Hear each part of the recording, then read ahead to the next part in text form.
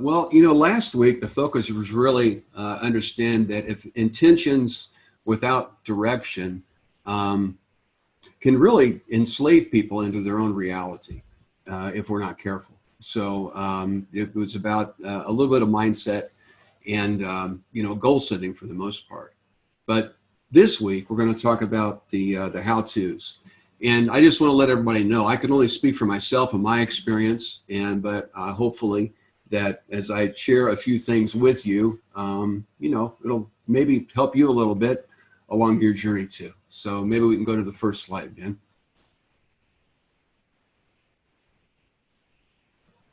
Hello. There we go. So the first truth is how you think determines outcome.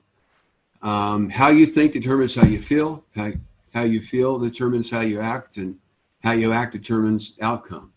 So did we skip a slide? And you want to go back one, maybe? There we go. Let's start with this. The origin of motivation is self-interest. I want to let that sit for a minute.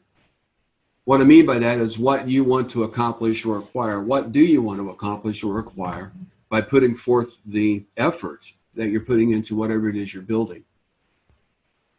Your value to others, my value to others, depends on how well I feel, how well we feel about ourselves and how we're doing in life in general. And if we're pleased with ourselves and feel like that we've earned a fair share of our privileges, then which we can only do if we take care of ourselves first, then we're more likely to be very generous than if we perceive ourselves as, or I perceive myself as, a victim or a loser. Let's face it, I can say this because I felt like I was. Victims and losers are very narrow-minded and mean-spirited people because they blame other things outside of their control, hypothetically, for their situation, when that isn't actually the fact. So realizing that, motivation, self-interest, taking care of yourself is super important before you're going to have enough room to take care of others. Let's go ahead and go to the next slide, man. Now, how we think determines outcome. How you think determines how you feel. How you feel determines how you act, and how you act determines outcome. So it's a thought process that's really important. The analogy I guess I could put here, I'm sure everybody's heard about the old Indian chiefs and the grandson, and the Indian chief tells the grandson that there's two wolf spirits fighting inside of every man or woman, everybody, any human being, and there's a good wolf and a bad wolf. The bad wolf expresses anger, envy, sorrow, regret, greed, arrogance, self-pity, guilt, resentment, inferiority, lies, false pride, superiority, and ego. The good wolf advocates joy, peace, love, hope, serenity, humility, kindness, empathy, generosity, truth, compassion, and faith. So the young boy sat there for a while and finally looked up to his grandfather and said, "Well, grandfather, which wolf wins?" Grandfather says, "Well, the one you feed." But isn't that true with all of us? All of us inside are always fighting these emotions that are either tearing us down or building us up, tearing other people down or lifting other people up. And it's a conscious decision that we make every day to with how we think. We're either going to think negatively or positively. So how you think determines fill in the blank. Okay? And it's super important to protect what you put in your mind and how you think. The first step we talked about, we discussed, is absent your self-fulfillment and getting yours before you help others normally doesn't turn out too well.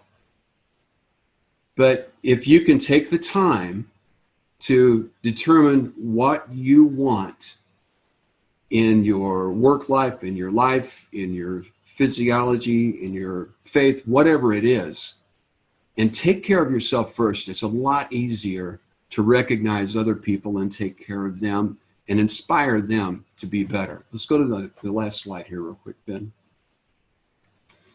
So your quality of life depends on you, nobody else.